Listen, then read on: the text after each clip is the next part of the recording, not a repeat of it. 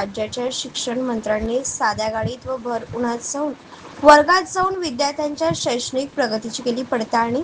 शालेय शिक्षण मंत्री दादा भुसे यांची जिल्हा परिषद बोरगाव शाळेला अचानक भेट। निपुण भारत अंतर्गत निपुण महाराष्ट्र उपक्रमाची केली पडताळणी।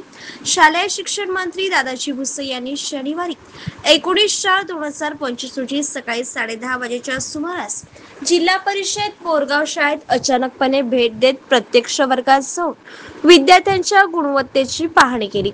पायाभूत साक्षरता व संख्या ज्ञानावर आधारित राज्यभरात सुरू असलेला निपुण भारत अंतर्गत निपुण महाराष्ट्र या उपक्रमाची पडताळणी केली। यामध्ये विद्यार्थ्यांना संख्या ज्ञानावर आधारित गणित क्रिया, पाढे, कविता पाठांतर, प्रकट वाचन, लेखन, गणन आदी शैक्षणिक बाबींची पडताळणी केली। त्याचबरोबर शालेय भौतिक बाबत, शालेय आवार परिसर, सफाई, स्वच्छता गृह, पिण्याचे शुद्ध पाणी पुरवठा, शालेय पोषण आहार योजना, शालेय रंगोरंगटी याची पाहणी केली।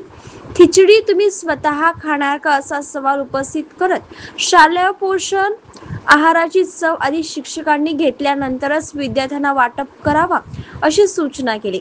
यावेळी शैक्षणिक गुणवत्तेचा दर्जा उंचावण्यासाठी शिक्षकांनी सर्वतोपरी प्रयत्न करावेत। शालेय स्वच्छता, विद्यार्थ्यांचे आरोग्य, भौतिक सुविधा, शालेय पोषण आहार, निपुण भारत कार्यक्रमाची अंमलबजावणी केवळ कागदावर न करता प्रत्यक्ष कार्यवाही करण्याच्या सूचना देण्यात आल्या।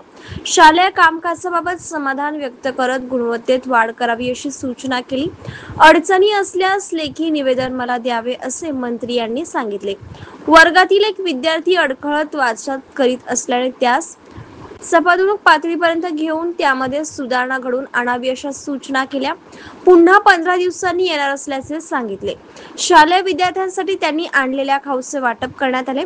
गट शिक्षण अधिकारी अल्पा देशमुख यांच्याशी भ्रमणध्वनीद्वारे संपर्क करीत भौतिक सुविधा उपलब्धतेबरोबरच नियमित शालेय भेटी देऊन निपुण महाराष्ट्र उपक्रम यशस्वीपणे राबवून गुणवत्तेत वाढ करावी अशी सूचना केली। वृत्तसंकलन रुशाली सोलंकी, वणी।